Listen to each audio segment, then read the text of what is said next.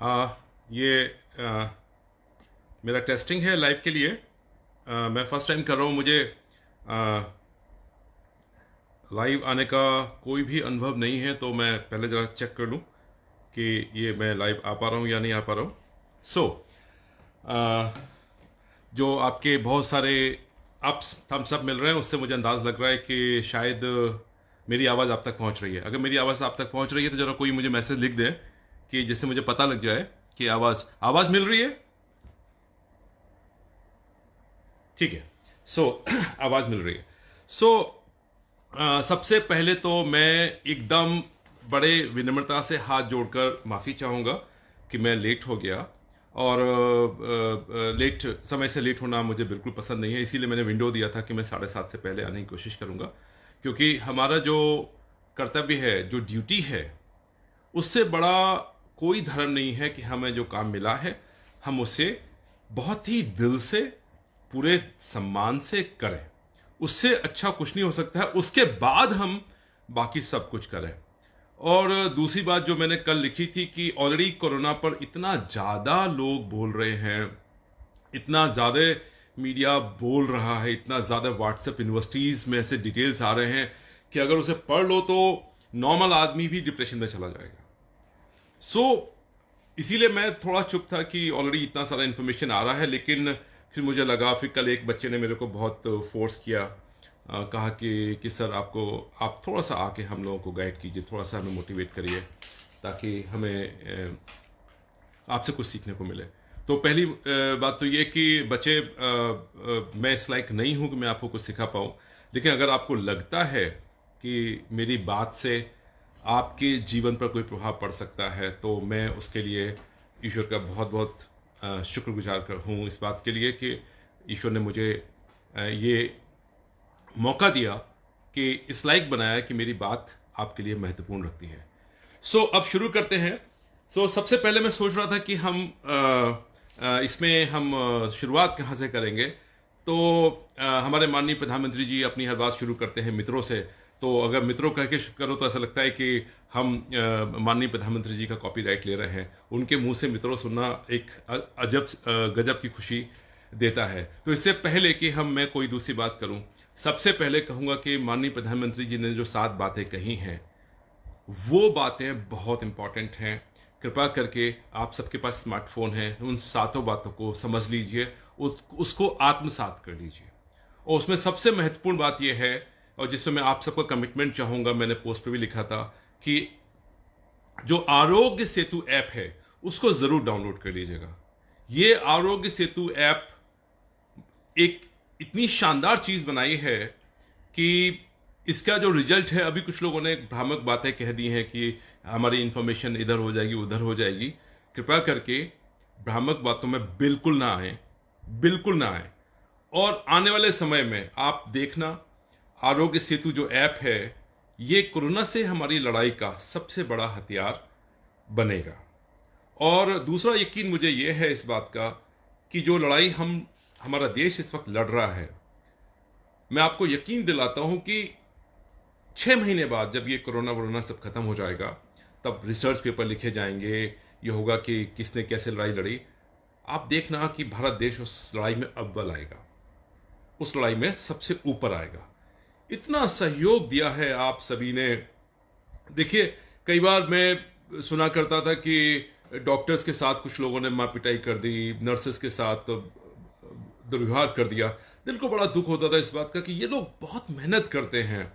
और आज देखिए, हमारा पूरा देश डॉक्टर्स के लिए, वार्ड बॉयज के लिए, नर्सेस के लिए, जिसे कितना दिल खोल के जो है उनका स्वागत कर रहा हूं। आप देखिए, आज इनका जो रोल है, वो जो सैनिक होते हैं ना, जो बॉर्डर पर लड़ने जाते हैं और सामने से गोलियां चल रही होती हैं, फिर वो जाता है, तो हम आम लोग से कई बार लोग पूछते हैं कि डर नहीं लगता? लगता है डर सबको, किसको जान प्यारी नहीं है। लेकिन जब बात अपने देश की आन वान और शान की हो, तो फिर किस बात का डर? तब कर्तव्य सबसे ऊपर आता है। वही कर्तव्य होता है जो कि गोली के डर को एकदम दूर कर देता है। और हमारे जवान शहीद होने से एक एक सेकंड को नहीं झिझकते। आज वही चीज आप देखिए, हमारे doctors, nurses, staff, nursing staff, ये सब लोग वही कर रहे हैं। कोरोना के पेशेंट्स के साथ उनको ट्रीट कर रहे हैं। हम सब लोग जानते हैं कि कितनी खतरनाक बीमारी है, जानते हैं इस बात को, लेकिन फिर भी कर रहे हैं। यह होता है देश के प्रति, समाज के प्रति और अपने कर्तव्य के प्रति जज्बा। यह बड़ी इंपॉर्टेंट बात है। तो आज जब उनको इतना सम्मान मिल रहा है तो मुझे बहुत खुशी मिलती है कि जो सम्मान उनके लिए ड्यू था वो उन्हें मिला। सिमिलरली पुलिस की बात करें, पुलिस का बहुत मजाक उड़ता था और कई बार ये कहा जाता था कि जो है चौराहे पे सिर्फ वसूली के लिए खड़े होते हैं, और बहुत सारे आरोप। कई बार जो है मार पिटाई भी पुलिस के साथ, बदतमीजी हो जाती थी। लेकिन आप देखिए, चौराहे शांत खड़े हुए हैं, ये फ्रंट लाइन पे खड़े हुए हैं। कोरोना से अगर कोई अफेक्टेड बंदा होगा, सबसे पहले पुलिस वाला होगा, क्योंकि सबसे पहले वही रोक रहा है, लेकिन अपनी ड्यूटी कर रहे हैं। और इस ड्यूटी करने में कोई डर नहीं है। एक बार जब आप लोग इन पुलिस वालों के लिए, हम पुलिस वालों के लिए ताली बजा देते हैं, बस वी आर डन। 24 घंटे क्या, अगर 48 घंटे भी लगातार खड़ा होना पड़े, हम खड़े रहेंगे। इसमें कहीं कोई संशय वाली बात नहीं है। अब आज की बात में बहुत सारे पॉइंट्स मैंने नोट किए थे कि ये सब बातें हम करेंगे, लेकिन सारे पॉइंट्स हम लोग कवर नहीं कर पाएंगे। ये थोड़े थोड़े पॉइंट्स हम लोग कवर करेंगे कि ताकि हम लोग सिस्टमेटिकली हर बार में थोड़ी थोड़ी चीजें हम निकाल कर दे सकें। देखिए, कोरोना के बारे में अगर आपको राय देखनी है तो हमारे बेस्ट डॉक्टर्स हैं, जिनकी राय आप टेलीविजन पे या यूट्यूब के माध्यम से देख सकते हैं। आप आलतू फालतू लोगों की बात मत सुनिए। जो प्रोफेशनल डॉक्टर्स हैं, सिर्फ उनकी बात पर ध्यान दीजिए, क्योंकि उनसे बेहतर कोई नहीं जानता। तो जो जानता है उसकी बात सुनिए, इधर उधर की बातों पर यकीन ना कीजिए। ठीक है, सो ये पहली बात है। दूसरी बात, इस समय मैं देख रहा हूं कि बहुत मुश्किलात का सामना हम लोग कर रहे हैं। घर में रह रहे हैं, फेस्टेशन हो रहा है कि जो है बाहर नहीं निकल पा रहे हैं, लगातार एक जगह बंद कर रह गए हैं, और बहुत सारी चीजें मैं समझ सकता हूं कि ये दिक्कतें आ रही हैं। अब यहां पर मैं एक बात जरूर कहना चाहूंगा कि जब आप सोचिए कि जब आपका स्कूल चल रहा होता है बच्चों का, जब हम लोगों का जॉब चल रहा होता है, तो हम लोग कैलेंडर में देखते रहते हैं कब छुट्टियां पड़ेंगी। 2-4 दिन की छुट्टियां पड़ेंगी तो बड़े मौज मारेंगे, राइट। प्लान कर लेते हैं 2 दिन की छुट्टी मिल जाएगी, 2 दिन सैटरडे संडे जोड़ लेंगे, उसमें कहीं घूमने निकल जाएंगे। ठीक है, तो तब हम उसके लिए तरसते हैं कि हमको वो छुट्टी मिल जाए, राइट। और जिस काम में हम लगातार लगे हुए, उससे हमें मुक्ति मिल जाए। अब आप देखिए, दूसरा पहलू यह है कि आज आपको मुक्ति ही मुक्ति मिली हुई है, पूरी तरीके से मुक्ति मिली। घर रहिए, शांति से रहिए, खाइए पीजिए, लेकिन यहां भी आपको घुटन महसूस हो रही है, अनरेस्ट हो रहा है, लग रहा है कि हम कुछ कर नहीं रहे हैं। यहां पर जब इन बातों को हम विचारेंगे तो हमें याद आएगी हमारे देश के, हमारे भारत के बहुत ही भगवान स्वरूपी जिन्हें कहा जाता है, गौतम बुद्ध जी की, जिन्होंने कहा था मध्य मार्ग। एक बड़ी फेमस कहानी है उनकी कि वो एक नदी पार कर रहे थे और एक नाव थी नहीं, क्योंकि उस जमाने में नाव से ही नदी पार होती थी। तो गौतम बुद्ध जी नदी पार करने के लिए वेट कर रहे थे। कोई सारंगी वादक था, तो वो अपना बैठा हुआ अपना सारंगी के सुर निकालने की कोशिश कर रहा था। तो उसके जो तार होते हैं वो कभी टाइट करता था, कभी लूज करता था, कभी टाइट करता था, कभी लूज करता था, फिर बजा के देखता था। तो आधा पौना घंटा, मतलब जो भी समय रहा होगा उस काल में, महात्मा बुद्ध उसको देखते रहे और उसके पास जाकर बोले कि आप कर क्या रहे हो इतनी देर से? कभी उसी तार को आप टाइट कर देते हो, कभी उसी तार को आप ढीला कर देते हो, कर क्या रहे हो आप? इसको जल्दी से क्यों नहीं कर सकते? तो उसने बड़ी प्यारी सी बात कही। उसने कहा, देखो सारंगी के तार हैं, मैं इसको सही तनाव दे रहा हूं। अगर मैं इस तार को बहुत ज्यादा टाइट कर दूंगा, ज्यादा टेंशन दे दूंगा, तो ये बेसुरा हो जाएगा। और तार जब ढीला हो जाता है तब भी बेसुरा हो जाता है, तब उसमें से सुर ही नहीं निकलते। इसीलिए तार जब बिल्कुल सही सटीक तनाव में होता है तो उससे सुर निकलते हैं। ऐसी ही जिंदगी होती है हम लोगों की।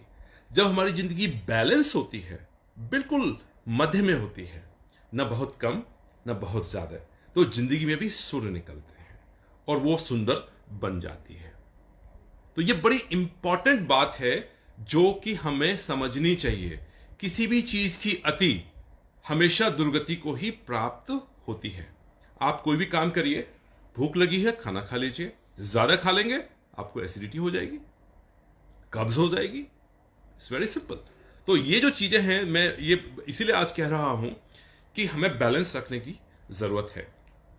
और एक लाइन जो मैं हमेशा जो मेरे लिए बड़ी प्रेरणादायक लाइन है, और मैं हमेशा जब भी मुश्किलों में होता हूं, कई आप हाँ, मित्रों की जगह मैं वर्ड यूज करूंगा फित्रो। आप लोग हमारे फेसबुक के फ्रेंड्स हैं, तो आज से एक नया वर्ड हम लोग मिलकर कॉइन कर देते हैं, फित्रो।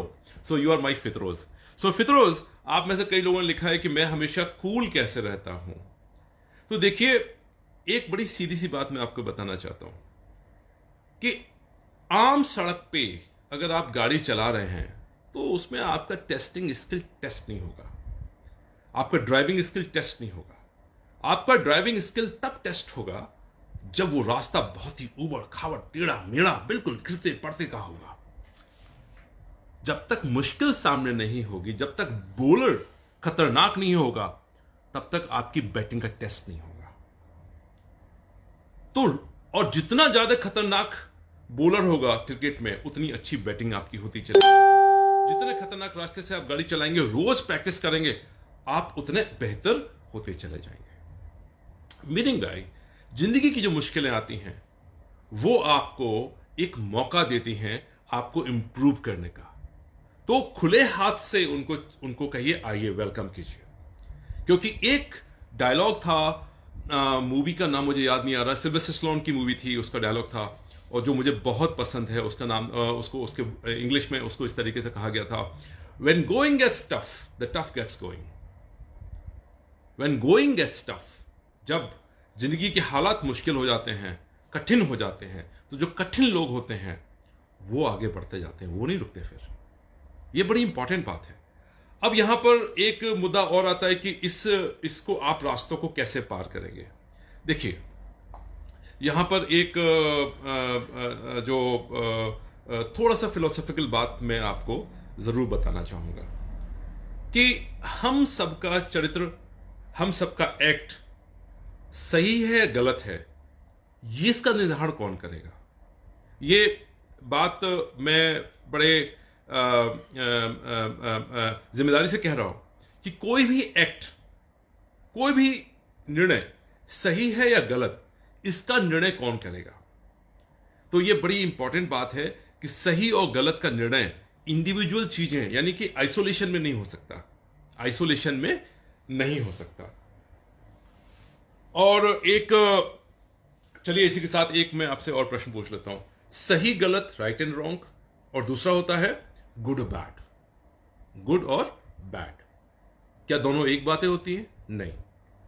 होता यह है कि हम लोग आम तौर पे, मैं भी पहले गलती करता था जब तक मुझे इनका अंतर समझ में नहीं आता। फिर से सुनिएगा मेरा प्रश्न, राइट और रॉन्ग, गुड और बैड, क्या दोनों बातें एक ही हैं? राइट का मतलब गुड होता है, बैड का मतलब रॉन्ग होता है? नो, ऐसा नहीं होता है। फर्क होता है कॉन्टेक्स्ट का। जैसे फॉर एग्जाम्पल कि अगर किसी व्यक्ति की हत्या कर दी जाए तो ये गुड है या बैड है? नेचुरल सी बात है, बैड है, गलत बात है। गोली नहीं मारनी चाहिए उसको, गलत बात है, बैड है। लेकिन हमारा फौजी जब बॉर्डर पर खड़ा होता है और सामने से गोलियां चल रही हैं और वो एम लेकर, स्नाइपर लेकर जो है दुश्मन को ठक से ठोक देता है, तब ये गुड है बैड है? तो सोशली किसी को मारना तो बैड है, लेकिन कॉन्टेक्स्ट ये है कि हमारे देश की रक्षा करनी है, इसीलिए वो निर्णय सही है। तो जो मैंने बात कही उसका लब्बो लबाब ये है कि राइट रॉन्ग का निर्णय टाइम एंड स्पेस, समय और स्थान, ये दोनों चीजें, और उसका कॉन्टेक्स्ट, उसके पीछे क्या कहानी थी, इन सबको मिलके वो चीजें निर्णय करती हैं। अब आप पूछ रहे होंगे कि मैं इतनी लंबी बात ये भूमिका क्यों बना रहा हूं। तो भूमिका इसीलिए बना रहा हूं कि चरित्र का टेस्ट आसान समय में नहीं होता। यह समय हमारा टेस्टिंग टाइम है, और इस समय में हम जिस रोल में हैं उस रोल को हमें बहुत बेहतर तरीके से निभाना है। जो कुछ हमारे पास है उसके लिए हमें ईश्वर का धन्यवाद देना है। ये टेस्टिंग टाइम है, बहुत मुश्किल काम है। हमारे माता पिता या हमारे दादा दादी, नाना नानी, उन्होंने भी इतना विषम काल, इतना विषम समय नहीं देखा। पिछले 100 सालों में ऐसी विपत्ति, ऐसा पेंडेमिक कोरोना जैसा नहीं आया।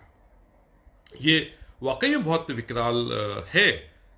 लेकिन मैं बड़ा खुश होता हूं इस बात से कि हमारा देश, जहां पर अभी भी लिटरेसी 100% नहीं है, लेकिन लोगों ने कितना शानदार तरीके से जो है सरकार की बातों का समर्थन किया है, जिम्मेदारी ओढ़ी है। मैं सोच रहा था जब गांव में से दूर दूर के लोग, दिल्ली, महाराष्ट्र, बिहार के लोग वापस लौट के आ रहे थे, यूपी के अंदर गांव में जाएंगे तो क्या होगा, वो गांव में मिक्सिंग हो जाएगी, तो गांव पहले सेफ थे, अब गांव भी जो है अनसेफ हो जाएंगे। लेकिन मैं आपको बता रहा हूं, इतनी अच्छी अच्छी रिपोर्ट्स मिल रही हैं कि गांव के हमारे प्रधानों ने, गांव के आम लोगों ने, जो कभी हवैया से यात्रा नहीं करते, कभी कभार को छोड़ के, उन लोगों ने निर्णय लिया कि गांव का कोई भी गेस्ट, गांव का अपना आदमी अगर गांव में वापस आ रहा है तो वो 14 दिन तक क्वारंटाइन में रहेगा। गांव के स्कूल में उन्होंने उसको रुकवा दिया, 14 दिन तक वहीं पे कागज में लपेट के खाना देते रहे।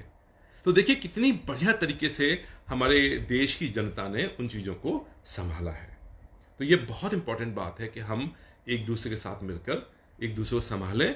और अगर आप ध्यान से देखें, हमारा अब तक जो कोरोना की फाइट है बहुत अच्छी हुई है, बहुत ही शानदार हमारी फाइट हमने लड़ी है अब तक। और इसी जज्बे के साथ अगर हम लड़ेंगे तो हम इसको पक्का हराएंगे। दुश्मन मजबूत है तो हराने में भी तो मजा आएगा ना। फिर ये देखिए ना बात, हम लोग 130 करोड़ हैं, बाकी दुनिया वाले सोच रहे होंगे 130 करोड़ में, वो भी गरीब देश है, यहां पर कोरोना फैलेगा तो कितना मजा आएगा। जो हमारे दुश्मन देश हैं उनको मुंह तोड़ जवाब देना है। वो जवाब यही है कि आप कुछ भी कर लो, नहीं होने देंगे कोरोना, यहां पर होने नहीं देंगे। कुछ भी कर लो, हम घर में बंद बैठे रहेंगे।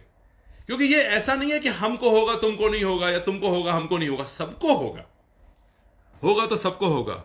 ये एक ऐसी चीज है जो किसी कास्ट में फर्क नहीं करती, किसी क्लास में फर्क नहीं करती, किसी इंसान में फर्क नहीं करती।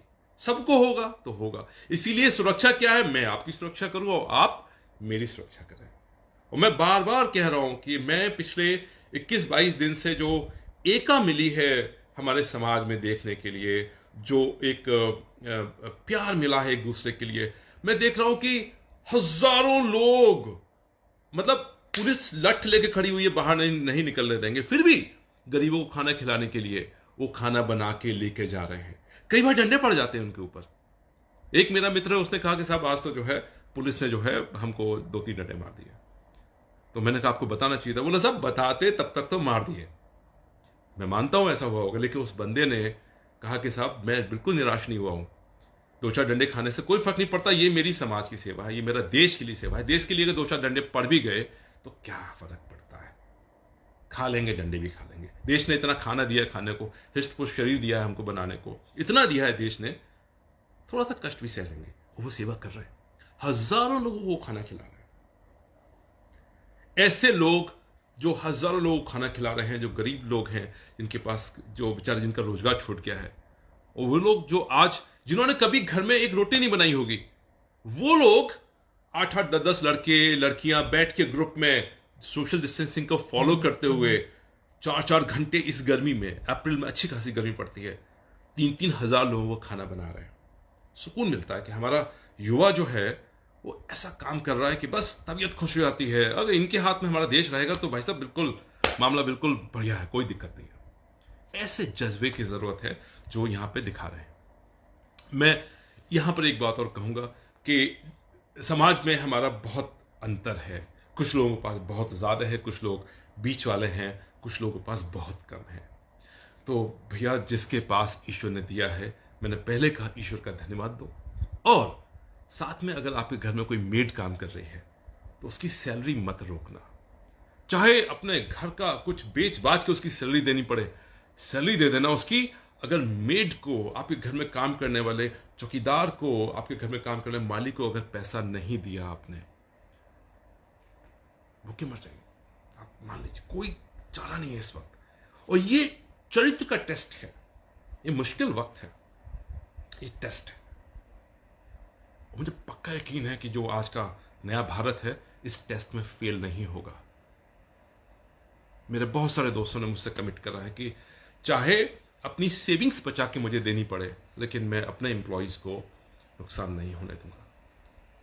ये एक दूसरे को सहारा देने का वक्त है मेरे दोस्तों। ये दे दो, 2-3 महीने में सब कुछ ठीक हो जाएगा। और उसके बाद आप देखेंगे ना, जो मदद आप इस वक्त करेंगे, ये मदद आपको, ईश्वर न करे कभी आपके सामने मुश्किल हालात आए, लेकिन जब भी मुश्किल हालात आएंगे ना, आपको याद रहेगा कि यार मैंने बहुत नेक के काम किए हैं। वो आपको आत्मबल देगा, आत्मशक्ति देगा। आप यकीन मानिए, कोई चीज अननोटिस नहीं जाती है, मिलेगा आपको आत्मबल। तो इसीलिए जितना कर सकते हैं जी भर के कीजिए। और जैसे माननीय प्रधानमंत्री जी ने कहा कि अपने आसपास कोई किसी को भूखा न रहने दीजिए, थोड़ा बहुत खिलाते रहिए। और जो है किसी की मदद अगर कर सकते हैं कर दीजिए। मैं मान रहा हूं कि इस वक्त इरिटेशन बहुत बढ़ जाता है हम लोगों का, चूंकि घर में बंद है और सुबह से लेकर शाम तक कोरोना। लेकिन ये टेस्टिंग टाइम है। जब भी आपको इरिटेशन हो, अब मैं आपको बताता हूँ, मुझे ही इतना इरिटेशन होता था जब मैं यंग था, इतनी छोटी छोटी बात पे भी गुस्सा आता था। और कई बार लोग इरिटेट बहुत करते थे, एक ही बात को 10 बार कहना। तो और मतलब कई बार होता है ना कि आप सुबह से लेकर शाम तक आप परेशान हो जाते हैं सुन के। तो और कई बार पता होता था कि ये बिल्कुल झूठ बोल रहा है और सफ़ेद झूठ बोल रहा है, तो गुस्सा आ जाता था। तो मैंने अपने सर से पूछा कि सर ऐसा झूठ बोलते हैं आके गुस्सा आ जाता है। तो उन्होंने कहा देखो, यही टेस्टिंग है आपका, आपको गुस्सा नहीं होना है। तो जब भी गुस्सा आए आपको, आप कोई ट्रिगर बना लीजिए अपने दिमाग में कि ये ट्रिगर मेरा है तो मुझे गुस्सा नहीं आएगा। तो मैंने अपने दिमाग में ट्रिगर बनाया कि जैसे मुझे थम्स अप का जो सॉफ्ट ड्रिंक है पीना बड़ा पसंद था। अब तो खैर बहुत कम पीता हूँ। तो मैंने ट्रिगर बनाया कि अगर मुझे कोई गुस्सा आ रहा हो तो मुझे दिमाग में, मैंने अपने स्टेनो से कहा कि मुझे ना थम्स अप ला के दे दिया कर। थम्स अप का एक ठंडा घूंट अंदर जाता था तो गुस्सा चला जाता था। एंड उस 2 मिनट के अंदर आप सोच लेते थे कि मुझे गुस्सा आ रहा है, मुझे गुस्सा नहीं करना है। बेसिकली क्या था, ट्रेनिंग हो रही थी मेरे माइंड की, मुझे गुस्सा नहीं करना है। मुझे पता है कि सामने वाला मुझे बेवकूफ बना रहा है, मेरा आधे घंटे से मेरा दिमाग चाट रहा है। It's okay, it's okay, it's a part of life. ऐसा हमेशा होगा। लेकिन इसका मतलब ये नहीं है कि हम अपना टेम्पर लूज करें, नहीं करना। ये हमें ट्रेनिंग करना पड़ेगा अपने आप को, क्योंकि यही आपका चरित्र का टेस्ट है। तो इस विषम समय में, घरों में जब आप बंद हैं, गुस्सा आएगा आपको, ठीक है। आप भी कोई ट्रिगर पॉइंट करिए। जैसे मैंने बताया मेरा थम्स अप था, तो एक मैंने छोटा सा रेफ्रिजरेटर अपने ऑफिस में रखवा दिया था। तो मेरा स्टेनो जैसे ही आवाज़ मेरी तेज होती थी, वो तुरंत जो है आके खड़ा हो जाता था और लाके दे देता था, साहब ये थम्स अप का आपका बोतल या केन आ गई। फिर उसके बाद धीमे धीमे क्या हुआ कि वो आके लाता नहीं था, सिर्फ खड़ा हो जाता था रेफ्रिजरेटर के सामने। उसके बाद 1-2 साल के बाद जो है रेफ्रिजरेटर भी ऑफिस से गायब हो गया, लेकिन मुझे दिखता था कि मुझे रेफ्रिजरेटर है और उसमें तो थम्स अप भी आएगी। तो बेसिकली क्या हुआ, 2-3 साल के अंदर हमने आपको ट्रेन कर लिया कि मुझे गुस्सा नहीं करना है। थोड़ा सा वक्त लगेगा, आप ट्रेन करेंगे, आप भी ट्रेन कर लेंगे कि हमको गुस्सा नहीं करना है। और ये चीज, गुस्सा नहीं करने का मतलब कि रिएक्ट नहीं करना है। मैं ये नहीं कह रहा हूं कि आपको कोई कुछ बोल के चला जाए तो आप बस जो है चुपचाप होके आप उसको इग्नोर कर दो। नो नो नो नो, मेरा कहना है आप उसको रिस्पॉन्ड करो, रिएक्ट ना करो।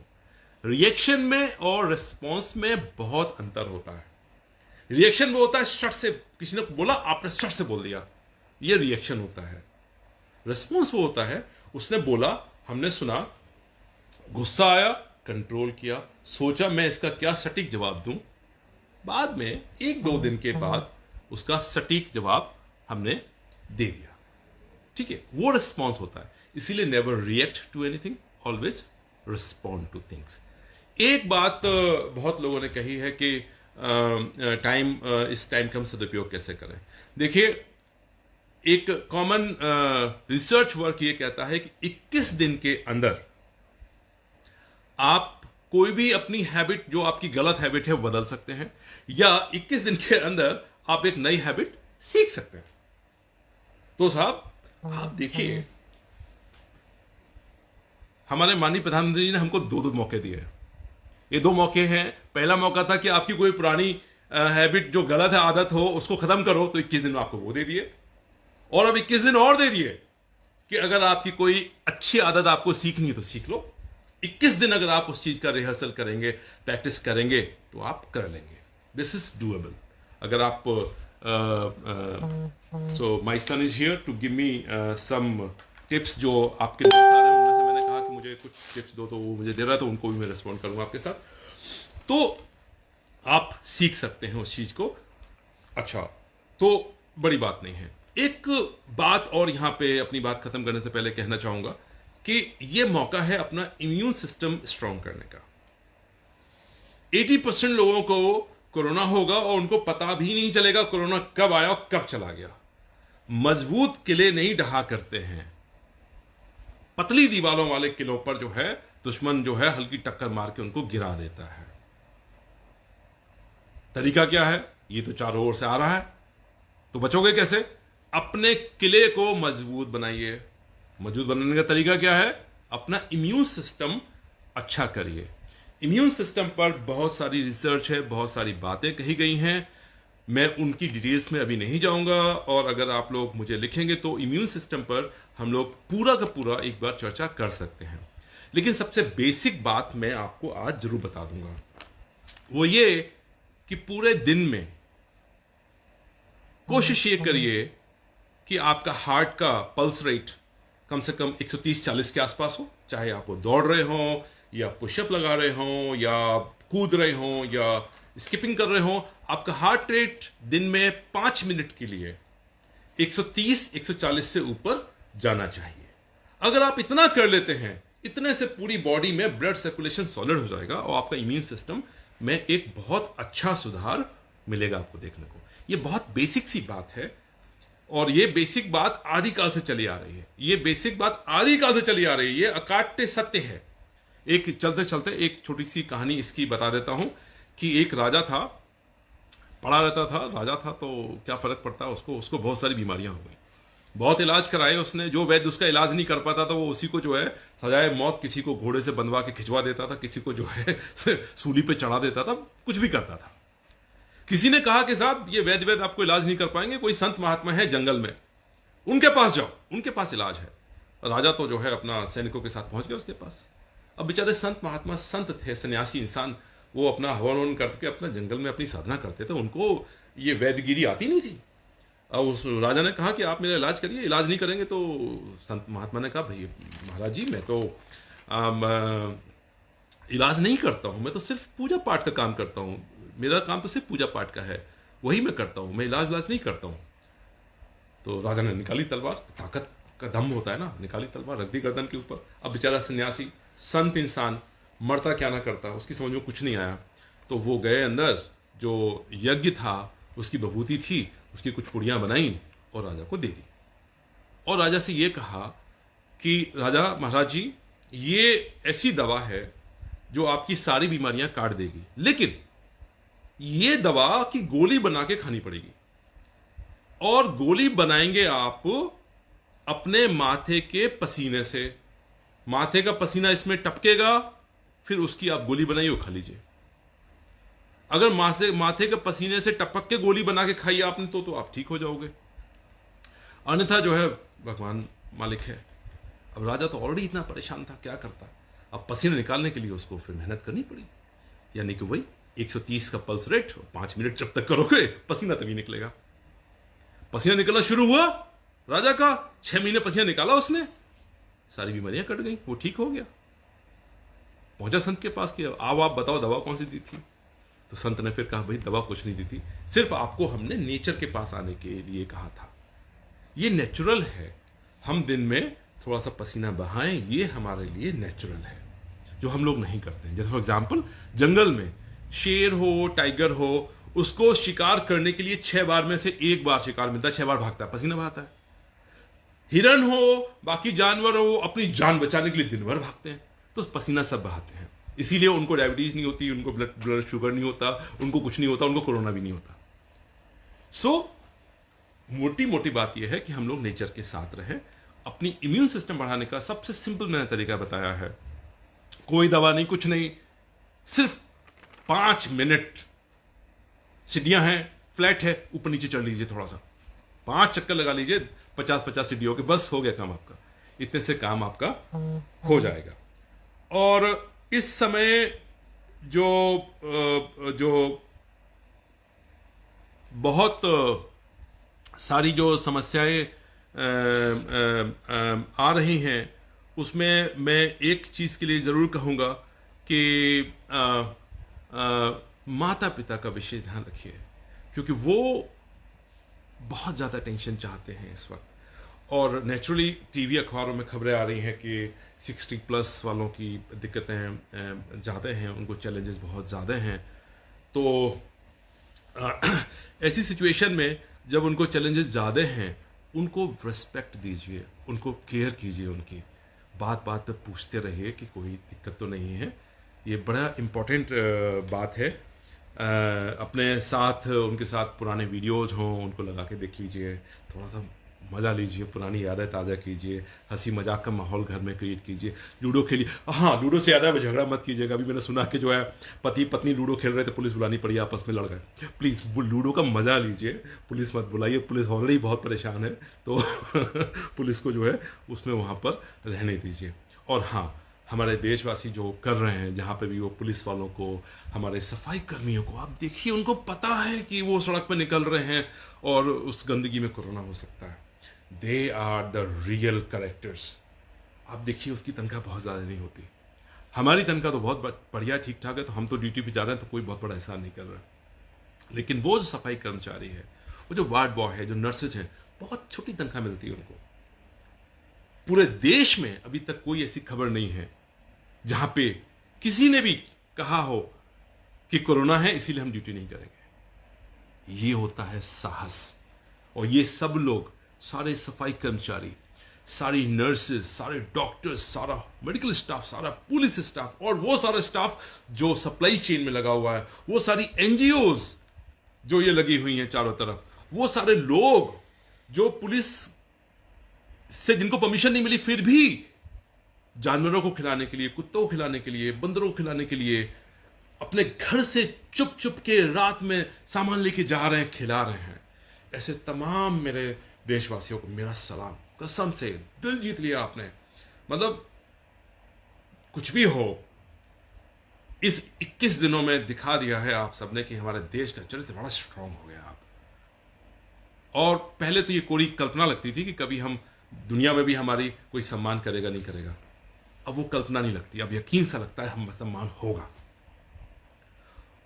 ये एक सोसाइटी का चरित्र, देश के चरित्र, हम नागरिकों के चरित्र से आता है। बहुत सारे मैसेजेस आ रहे हैं। आलोक मिश्रा ने लिखा है, आशुतोष मिश्रा ने लिखा है, अमित ने लिखा, Amit Goyal, thank you so much. Jyoti Subodh, thank you so much. Daksh Singh, Ashok Bhardwaj. मैं, देखिए, मेरा मन तो ये करता है कि मैं आप सबके जवाब दूं, सबको लिखूं। सुनील पांडे जी हैं, इन्होंने लिखा है। नीति वर्मा हैं, so nice of you. Santosh Pandey ji, thank you so much. Gyanesh Tripathi ji, thank you so much. Rakesh ji, thank you so much. हाँ, ये एक बात बच्चों के लिए रह गई। बच्चों के लिए मैं एक बात कहूंगा कि देखिए, ये समय आपके पास है, आने वाला जो समय है उसमें पढ़ाई लिखाई से नौकरी नहीं मिलेगी। मैं आपको बड़ा कड़ी बात बता रहा हूं। आने वाले समय में आपके अंदर कोई ना कोई स्किल सेट होना चाहिए। तो हुनर बनाइए अपने अंदर, आप ट्राई मारिए। अभी आपके पास 42 दिन हैं, आप कई चीजों को ट्राई करिए, और जिस चीज में आपको मजा आए उस चीज की स्किल बढ़ाते जाइए, ट्रेन करिए अपने आप को उसमें, और पढ़िए और पढ़िए। और एक जमाना ऐसा होता था जब लगता था कि भाई हम ट्रेनिंग लेना चाहते हैं लेकिन मेरे पास रिसोर्सेज नहीं है, मेरे पास पैसे नहीं है, ट्रेनिंग नहीं है। तो भाई आज की डेट में हमारे देश में, पूरी दुनिया में सबसे सस्ता इंटरनेट हमारे देश में उपलब्ध है। यूट्यूब पर सारी की सारी अच्छे से अच्छी इंफॉर्मेशन अवेलेबल हैं। अब इसके बाद आवश्यकता है तो सिर्फ इस बात की कि आप अपने आप को फोकस करें। 10 चीजों पर फोकस करेंगे कुछ नहीं होगा, एक चीज फोकस करेंगे आपका स्किल सेट इंप्रूव होता चला जाएगा। जैसे मेरी जो जोश टॉक है उसमें मैंने वही कहा है, टैलेंट कुछ नहीं होता है, जुनून होता है। जुनून पालना सीख लीजिए बच्चों, जुनून पालिए। जुनून अगर आपके अंदर आ गया ना, टैलेंट ना चल चल के पीछे आएंगे। एक नहीं 3-3 टैलेंट चल चल के पीछे आएंगे। वो कहेंगे सर जी मुझे आपके साथ रहना क्योंकि मेरी पहचान तो आपसे होगी। जुनून पालना सीखिए, लग जाइए पीछे से। अब आप देखिए सर्दियों में जब हम लोग बैठे होते हैं पार्क में या आंगन में, धूप आती है, कितना मजा आता है, बड़ी बढ़िया सी धूप, मीठी मीठी धूप लगती है। लेकिन उसी धूप में अगर आप कॉन्वेक्स लेंस लगा दें, उस धूप को फोकस कर दें तो आग लगा देती है। धूप वही मीठी है, फोकस, जुनून पैदा हो गया। वही बच्चों के, आज के जो बच्चे हैं गजब स्मार्ट बच्चे हैं, इतना शार्प माइंड है उनके अंदर, इतनी नॉलेज है। फोकस कर लीजिए बस, वर्ल्ड इज योर्स। और अब फोकस, आपका कंपटीशन अब हिंदुस्तान में नहीं है, लखनऊ में, यूपी में, दिल्ली में, बॉम्बे में नहीं है। अब तो फोकस, अब तो कंपटीशन आपका इंटरनेशनल है। अब तो गूगल का सीईओ इंडियन है, अब माइक्रोसॉफ्ट का सीईओ इंडियन है। अब तो वो हुनर पाइए कि दुनिया की सारी कंपनीज पे आप लोग जाके बैठ जाइए। सिर्फ एक ही चीज की जरूरत है, जुनून, तो वो पालिए। आखिरी में यही कहूंगा कि अपने सभी मित्रों से हाय हेलो करते रहिएगा। समय है, बातचीत कर लीजिएगा, रिश्तेदारों से बातचीत कर लीजिएगा। पुराने दोस्तों से इतने दिनों से बात नहीं की होगी, बड़ा अच्छा मौका है, उठाइए फोन, मार दीजिए वीडियो कॉल।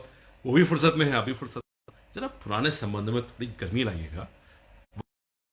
थोड़े से देखो, रिश्तों में भी क्या होता है ना, इन्वेस्ट करना पड़ता है। कोई रिश्ता जब इसीलिए कि हम भाई बहन हैं तो हमारा रिश्ता चलता रहेगा, ऐसा नहीं होता है।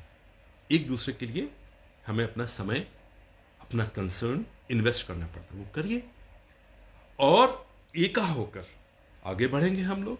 सरकार जो नियम कह रही है, आप यकीन मानिए बहुत विचार विमर्श के बाद वो बात आप तक आती है। निर्णय में इतने विद्वान टैलेंटेड लोग अपनी अपनी इनपुट्स देते हैं, पूरे पूरे थिंक टैंक हैं, वो काम कर रहे हैं, तब जाके बात आती है। इसीलिए उस बात को मानिए, और ये बात मान के हम सब लोग मिलकर कोरोना को हराएंगे। कोरोना को हराना कोई बड़ी बात नहीं है, बड़ी बात नहीं है। दुश्मन मुश्किल है, लेकिन एक बात और भी तो कहिए ना कि मुश्किल वक्त कमांडो सख्त हो जाइए। सख्ती से पालन करेंगे हम, कोरोना खत्म होगा, फिर से सड़क पे आएंगे, और अगली बार हम अपनी सड़कों को जैसी साफ अब है इतना साफ रखेंगे। जितने पेड़ पौधे अब साफ है उतना हम साफ रखेंगे, एनवायरमेंट पे साफ रखेंगे।